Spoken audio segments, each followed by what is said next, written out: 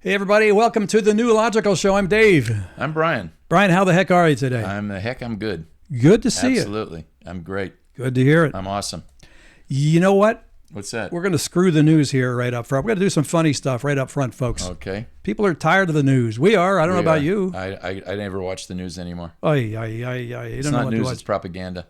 Yeah, but we do have some propaganda coming up after the funny stuff. Okay. Brian from Fox Sports, maybe you saw. I saw this the other night. It was the first game of the season for the Eagles and the Cowboys. The Eagles defensive tackle Jalen Carter spit on Cowboys quarterback Dak Prescott, and of course he got thrown out of the game before he even played one play. Mm-hmm.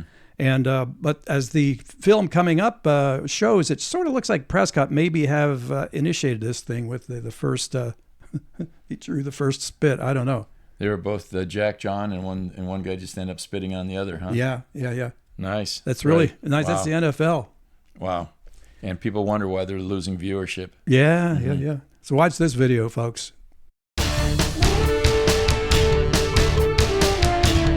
Cowboys QB Dak Prescott runs the quarterback spit sneak against the Philadelphia Eagles on Thursday Night Spitball.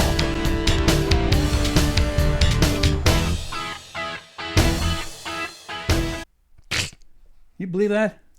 It's like I said. Now they're wondering why they're losing viewership. Stuff like that.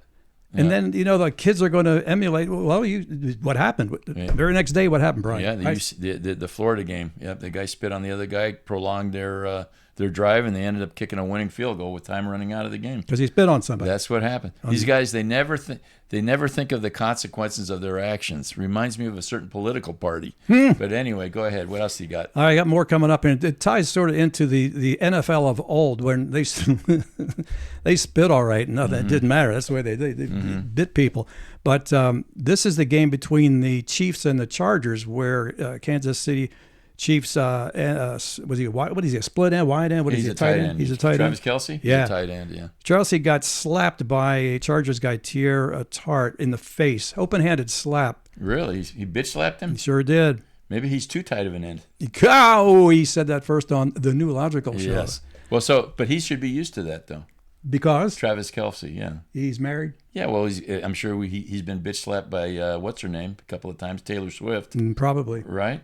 Yeah, I'm sure they've had a few arguments, and she let him have it. Yeah? Yeah, but not enough.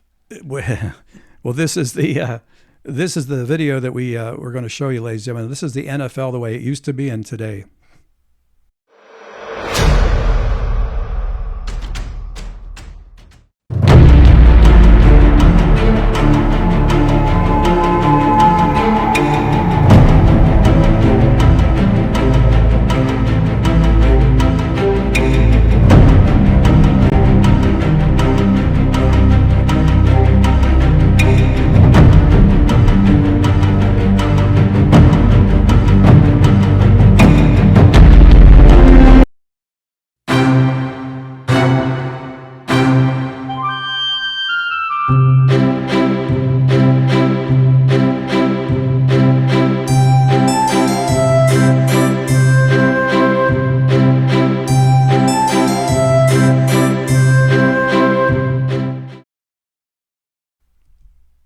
There you go, Brian. Again, why would you want to watch these guys? They're a bunch of, holy cow. I don't know. I mean, can you imagine Ray Nitschke or Dick Butkus or Alex Karras slapping somebody, or Willie Lanier slapping somebody? No. Well, Deacon Jones, he's the one that invented the head slap, but that was just to get by the offensive lineman on the pass rush. Sure. Yeah. He's the one that invented the term sack, as far as getting to the quarterback. And as Deacon Jones said about Butkus didn't want to put you in the hospital. He wanted to put you in the cemetery when he tackled you. Yeah, it's a whole different thing. These guys are prima donnas now. Yep. Now, ladies and gentlemen, what you saw last week, we're promoting Bigfoot because the guy's on the loose. He's been spotted all over the country. He's everywhere. Yeah. He's hitchhiking. We invite you to pick him up, safely, of course. You might get a selfie with him, right, Brian? You might.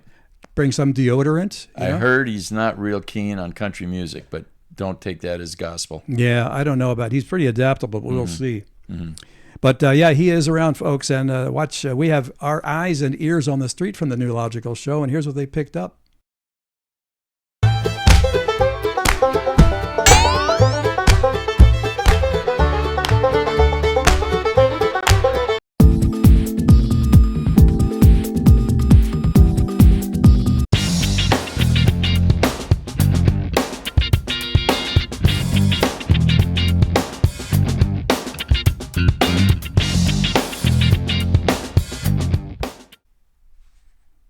There he is, Brian. That was Bigfoot. He's everywhere. That was him. That's him. The guy is everywhere. It's undeniable now that he exists. So the question is not, does he exist? The question is, where is he at this particular moment in time? And what disguise will he be in? Right. We're going to have some callers next week, maybe even today's show. I don't know. People called. They said they're going to be calling in with their sightings of Bigfoot. So the momentum is picking up. I've also heard, this is, I can't confirm this until we actually meet with the guy, but I've also heard that if he is hitchhiking and you go to pick him up, he doesn't have a particular fondness for Korean cars. That's just what I've heard. I don't know if it's true or not. Is that right? Yeah, that's what I've heard. Is there any reason why? You'd have to ask Bigfoot. All right, we'll have to check. He might be a guest on here one day. You never know. Yeah, we should get him on. You need a translator, though, I guess, right? I don't know. Maybe he can speak English. Who knows? Hey, how about that lottery yesterday? $1.8 billion. 2 people won, 2 different states. Wow. Have you ever won a lottery of any kind? No, as a matter of fact, I went into church one time, and I went to the altar, and I told God that he wouldn't be seeing me anymore in the church because I'd never asked him for anything except just once to win the lottery. And I just said, obviously it's not important to you. I've never won the lottery, so that's the last time you're going to be seeing me. So I was heading out to church, and all of a sudden out of nowhere, I heard this voice said, "Hey, Brian, meet me halfway. Go buy a ticket." At least somebody's listening, Brian. Oh, yeah, I guess he was listening. He was listening. Mm-hmm. I have never won, and this video will show you. I've had it. I'm going to stop buying tickets. I buy them rarely, but.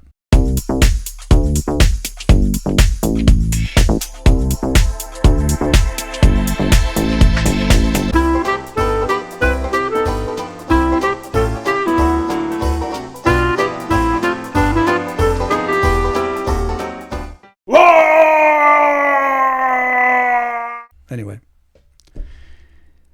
Brian, back to that game between the Chiefs and the Chargers. Chiefs kicker Harrison Butker's extra point attempt didn't make it through the uprights.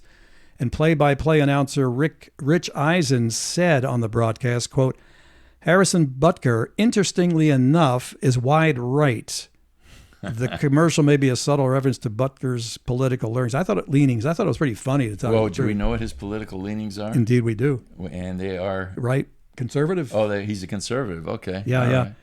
I believe he is. I think he made his headlines supporting pro-life. I believe it was. Oh, but okay. Oh my God. God forbid. Mm-hmm. God forbid. Yep. Hey, Brian, what's the story? You mentioned it earlier about the L.A. police pulling protection for Harris. Yeah. What happened was, as we all know, anybody that's seen the news, President Trump pulled Kamala Harris's Secret Service detail about a week or 2 ago, I think it was. Yeah. I don't remember exactly when it was. And everybody was raising a fuss about that. But what they don't realize is that she's only entitled, as a failed presidential candidate, she's only entitled to Secret Service protection for 6 months after she leaves office. Well, if you just do your math, 2 weeks ago was almost 8 months after she left office. Okay, so in the interim, I guess the mayor of L.A. told LAPD to go over there, and after they did that for a couple of weeks, they did not want to be doing that. I mean, and there was a quote from the board of directors of the L.A. Police Protective League, and they said, and I quote, "Pulling police officers from protecting everyday Angelenos to protect a failed presidential candidate who also happens to be a multimillionaire and who can easily afford to pay for her own security is nuts." And you know what? I have to agree with that. Yeah, it's logical. I mean, any CEO of a big company, I'm sure they have security and then they pay for it. Sure. Yeah. Now, is she going to have to pay back the 2 months? Was it 2 months? I don't know if they'll probably not, but yeah. What is she? She's just an everyday citizen now. Sure. So if she wants security, you pay for it, just like anybody else. Brian, this is a quote, and I'll reveal the source in next, but it's, quote, "For decades, the mainstream consensus on the left and the right alike seemed to be that America itself was just an idea, a vehicle for global liberalism." And this is from Missouri Senator Eric Schmitt's "What is an American" speech at NatCom 5, as posted on The New Americanist. our friends at the New Americanist. Right. Mm-hmm. And I read that article. It's a good read, isn't it? Absolutely. Really good read. Mm-hmm. Want to plug the New Americanist. Yeah, I think we're more than just an idea, don't you think? Yeah, a little bit. Yeah. You get this now. I don't know. Again, I don't know the details. I don't know the truth. I don't know the truth. But anyway, this is very interesting because it brings in my friend Bill Maher. Your buddy. Yeah, and also John Nolte. You know how much I respect him as a columnist? John Nolte. So from Woody Allen praises Donald Trump, blasts cancel culture. Woody Allen. Woody Allen, of all people. Yeah, 4-time Oscar winner Woody Allen sat down with Bill Maher and had only nice things to say about President Trump. Near the end of Maher's 90-minute club random interview, and after discussing the appalling blacklisting this genius has faced over a crime he did not commit, a crime that did not happen, a crime where 2 separate state investigations declared him innocent, Maher pointed out accurately that it was primarily the political left that annihilated Allen's career. The 89-year-old Allen said he didn't care about getting canceled because he already made about 50 movies and had more than enough money to live comfortably. About those who had worked with him and then stabbed him in the back, disavowing him, Allen was beyond gracious. He basically said, they think they are doing good and don't know they are wrong. And he also went on to say, there's a difference between the Me Too movement and cancel culture, he said. The Me Too movement, for whatever value it had in terms of advancing women's rights, is a pernicious thing. It's quite a bad thing. Back in 1998, Allen cast the future 2-term president as himself in Celebrity. Woody went on to praise the most hated man in his political and social circle. Quote, he was a pleasure to work with and a very good actor. He was very polite, hit his mark, did everything correctly, and had a real flair for show business. I could direct him now. If he would let me direct him now that he's president, I think I could do wonders. Now, John Nolte, I have to plug him too, Brian. His first and last novel, called Borrowed Time, is winning 5-star raves from everyday readers, available on hardcover and on Kindle and audiobook. Well, maybe some of these avowed leftist people are starting to look at Trump with a different perspective. There's got to be a reason so many people voted for him. There's got to be a reason so many people endured 4 years of the previous guy, thinking that they might have a second shot at getting Trump back. Because I know I voted for him 3 times. I've enjoyed. I've felt that his presidencies, the first one and now this one, are both very successful. He's definitely an America First kind of a politician. So that's right up my alley, as you know. No doubt. Mm-hmm. This is from Breitbart. During a presser outside Eagan, Minnesota's Deerwood Elementary Tuesday, Governor Tim Walz confirmed he will call an emergency gun control session and criticize the number of guns and, quote, type of guns in circulation in America. Fox 9 quoted Walz saying, the thing that makes America unique in terms of shootings is that we have more guns and the wrong types of guns are on the streets. Tim's going to tell us which ones are right to be on the streets. Tim. And he'll know, because I'm sure he's a firearms expert. He'll know that we probably shouldn't have those guns that have clips and magazines. Like the mayor of Minneapolis was referring to last week. Tim will know better than that. He will. Yeah, he will. He's yeah. Mm-hmm.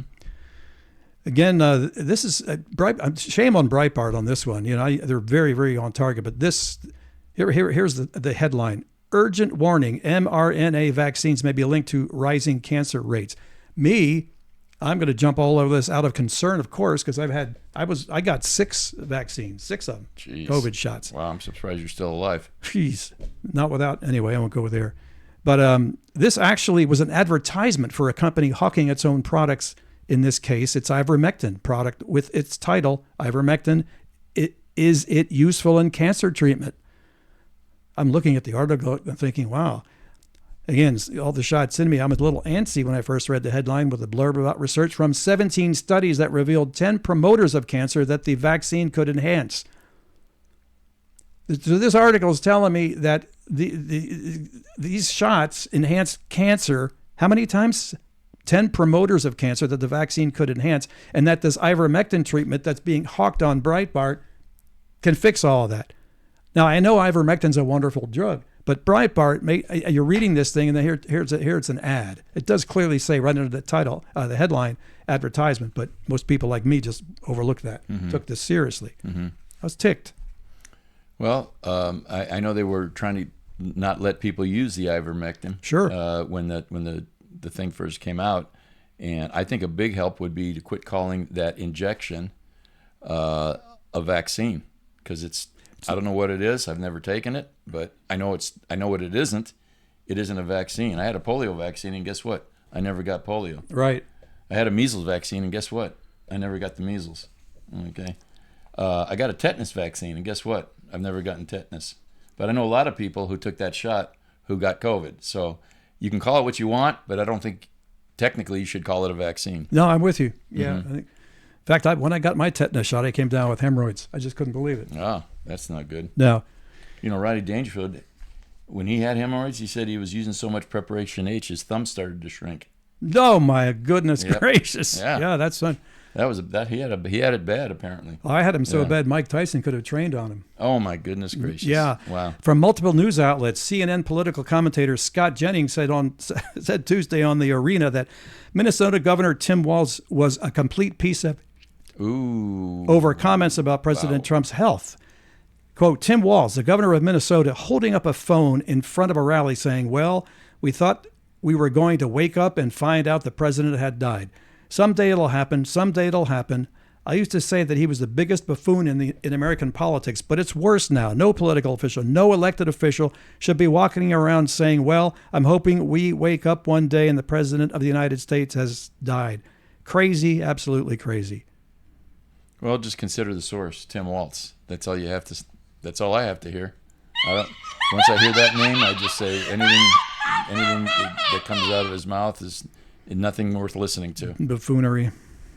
From multiple news outlets, Chicago's mayor said that Chicago will continue to have a violence problem as long as red states continue to have a gun problem. The endless flow of illegal guns into Chicago can be traced to red states like Mississippi, Indiana, and Louisiana. It is up to the federal government to step up and stop interstate gun trafficking networks. However, ATF gun recovery and trace data from 2023 for Illinois shows that Illinois is the state of origin from where the majority of guns are recovered, traced. You can't legislate morality, right? I mean, when you think of Chicago, what do you think of? I think of Al Capone in the 20s. How did Al Capone become Al Capone? By bringing people what they wanted. They wanted booze and alcohol, you got it to them, right? During Prohibition, correct? Mm-hmm. People want to protect themselves. There's 50 to 150 shootings every weekend in Chicago. So some of those people are the shooters or the bad people, and some of the people that are getting those guns, possibly and probably illegally, are the people that want to protect themselves from the lowlifes that have guns anyway.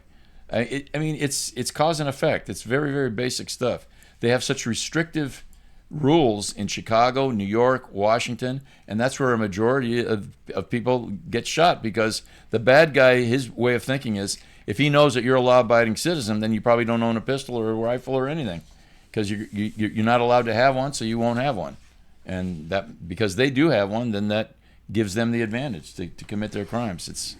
It's not rocket science. No, and it's not. Let's speak facts and logical, right? Or logical. Yeah. It's only in a logical. People way. are going to want to acquire weapons to defend themselves. And Sure. if they have to do it, if it's between letting your family get killed or get a gun illegally, they're going to get a gun illegally. Yep. It's that simple.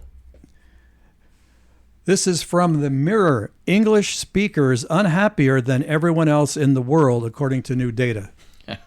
Right? Are you unhappier than? I'm so unhappy I speak English, I can't even tell you. Well, Every day I pray to God, I say, God, please let me learn how to speak Urdu, so I'll be a happier person. Yeah. well, ich muss mir meine Hausaufgaben schon gemacht. There you go. Whatever she said. I have to go home and do my homework. Mm-hmm. Hey, Brian, that's about it for now. We have a short show, but we have some funny stuff in there, funny videos. I do want to plug, hats off to Video Doc Productions in Leesburg, Florida. Great guy Brian is down there, skilled craftsman. He's a video producer. His name is Brian? Yeah. Oh, he's got to be a cool guy then. Yeah. Absolutely. Sure. Yep. But Video Doc Productions in Leesburg, Florida. If you're down that way, if you need some video production, he's the guy to go to.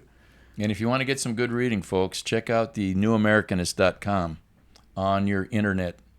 You'll find some good articles to read, some good people to talk with, and every single one of them is logical. I can vouch for it. That's right. Now, I'm going to put down my email address at the bottom, again, for the company, so that folks, you can write in, tell us if you've spotted Bigfoot. If you haven't, make stuff up, make it funny. I don't care, right? We care, Brian? No, we don't care. Write in. Tell us about what you've seen Bigfoot doing and where, and if you picked him up and how badly he really does smell. Thanks, folks. We appreciate it. See you next time. Take care. Bye.